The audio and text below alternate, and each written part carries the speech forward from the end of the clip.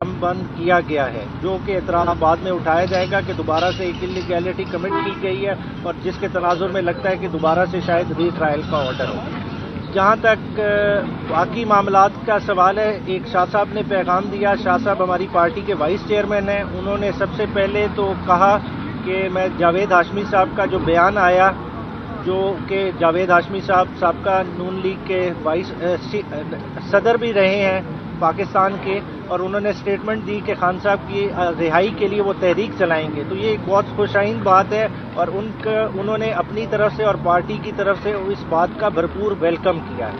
Secondly, Khan साहब ने ऐलान किया है कि जितने भी हमारे टिकट के मराइल हैं वो तय हो चुके हैं। अब तमाम कैंडिडेट्स इतवार को हर सूरत बाहर निकल आएंगे। अगर कोई कैंडिडेट तहरीक इंसाफ का अपने हलके में इतवार को नहीं निकलता, कैंपेन में पार्टिसिपेट नहीं करता, उसका टिकट बदल दिया जाएगा।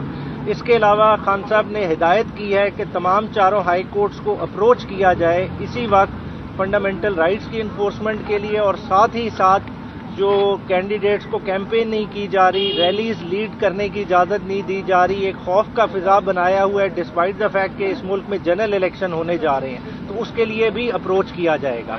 साथ ही साथ खान साहब ने अपनी पार्टी क़यादत को हिदायत दी है कि दोबारा से जिस तरह से नारा दिया गया है कि गुलामी नामंजूर, ये आपकी कैंपेन का नारा है, इसको री इन्फोर्स किया जाए और जो मुल्क में रूल ऑफ लॉ का फुकदान है उसको भरपूर हाईलाइट किया जाए। क्योंकि देखें, बगैर रूल ऑफ लॉ के खान साहब समझते हैं कि इस मुल्क में इसी तरह से डिवीजन रहेगी कि जो ताकतवर तबके हैं उनके लिए इस मुल्क में कभी कानून नहीं रहेगा, इसी तरह से एनआरओ दिए जाएंगे, लोगों को जुर्म करते रहेंगे और वो छुटते रहेंगे, और जो गरीब तबका है वो इसी तरह से पिसता रहेगा। अगर पाकिस्तान को हकीकी मानों में आज़ाद करना है तो इस मुल्क में सबसे पहले रूल ऑफ लॉ कायम करना पड़ेगा, और तहरीक इंसाफ ही वाहिद जमात है जो कि रूल ऑफ लॉ कायम कर सकती है। वो क्यों कायम कर सकती है? क्योंकि हमारे उस तरह के कोई वेस्टेड इंटरेस्ट नहीं है। ना तो खान साहब ने कोई लंदन की प्रॉपर्टीज बचानी है, ना ही कोई और मामला है, ना ही कोई फाइनेंशियल करप्शन छुपानी है कि जिसके लिए कोई लेन देन करना पड़े।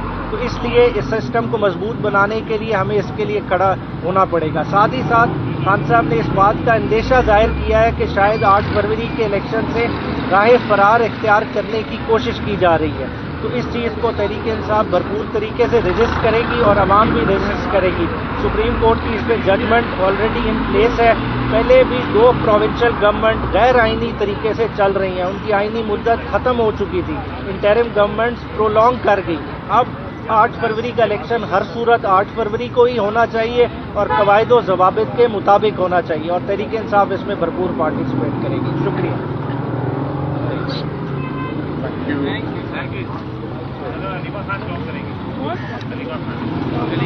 ये भाई उन्हें बुला